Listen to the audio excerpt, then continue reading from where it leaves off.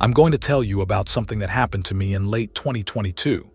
I went on a first date with someone I matched with on a dating app, thinking it would be fun and smooth. Her name was Chloe Music, and we had been messaging for about 2 weeks before deciding to meet. We both loved horror movies. When Smile was released, we thought watching it together would be the perfect first date idea. We chose a weeknight, Thursday. It was a late screening, 10:15 p.m. The screening was at a small, old cinema just outside of New Jersey. I drove and picked her up around 9:30 p.m. Chloe seemed normal, friendly, maybe a little shy. She was mostly quiet along the way, but she opened up once we started talking about the horror movies we loved as kids. When we got there, the parking lot was almost empty. I joked about the atmosphere, saying it felt like it was straight out of a horror movie. The lights were dim. The neon sign was flickering, and when we entered the lobby, there wasn't a single person inside. There was only one staff member working at the concession stand. I asked if the theater was going to fill up. He laughed and said, "You're the only ones who bought tickets for this screening." At first, I thought it was great. No crowds, just me, her, and the movie. We went into Theater 6 and chose seats in the 4th row from the back near the center. It was freezing inside. Chloe mentioned it as soon as we walked in, so I offered her my cardigan. We laughed together and talked about the strange chill of being in the huge theater all by ourselves. While the trailers were playing, we settled into our seats and chatted. I felt a chemistry starting to build between us. I thought to myself, music, this date will lead to a second one. Right before the movie started, music, meaning just after the last trailer, and as the theater lights dimmed one step further, I noticed a movement out of the corner of my eye.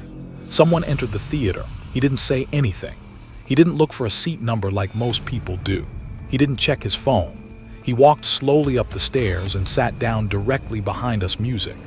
Yes, the seat exactly behind us, while there were 100 empty seats in the theater. Chloe turned her head to look and gave me a strange look as if to say, "Seriously?" I chuckled softly and muttered, "Of course," to myself. But at that moment, a feeling of music unease washed over me. You know how sometimes the heat of a gaze sticks to your back? That's exactly how I felt. After a minute or two, I couldn't take it anymore. I turned my head slightly to the side and stole a subtle, faint glance back. The man wasn't looking at the screen. He was looking at us. I only saw him for a split second, but he didn't look away and he didn't move. He was leaning forward slightly, like someone intensely focused on a movie, but his face was turned toward us, not the screen. More specifically, toward me. I whispered to Chloe, "He's looking at us." She slowly nodded and said in the same low voice, "I know." We tried to ignore it for a while. The movie started. I really tried to immerse myself in it. But every few minutes, that feeling returned. Like there was a presence behind us. This wasn't just the feeling of an uncomfortable fellow viewer. It was something more intense. It was like he was waiting for something. About 20 minutes later, I leaned forward in my seat, turned my head slightly, and looked again. It was the same. Middle-aged, maybe late 40s, clean-shaven, pale skin, a dark gray hoodie. There was a blankness on his face, as if he wasn't mentally present. His eyes weren't drowsy. On the contrary, they were fixed and dull. I never saw him blink. I whispered to Chloe again, "This guy is seriously creeping me out." By now, Chloe was genuinely scared too. "Should we change seats?" she asked. We thought about it, but where to? We'd still be in the same theater. Besides, we were already in the best seats. Getting up might make things awkward or even provoke him. A few minutes later, I felt something. The man breathed on me. It wasn't exaggerated. It was light, but close enough to be unmistakable. Suddenly, I turned around. The man was leaning toward the back of my seat. His face was much closer than it should have been. I looked him in the eyes and said, "Man, don't do that." He didn't react. He just slowly pulled back and leaned into his seat. "Let's change seats," I told Chloe. We got up and I went down to a front corner row. The angle was bad. My neck was going to hurt for sure, but we needed the distance. I couldn't follow the scenes in the movie anymore. I was checking behind me every 2 minutes.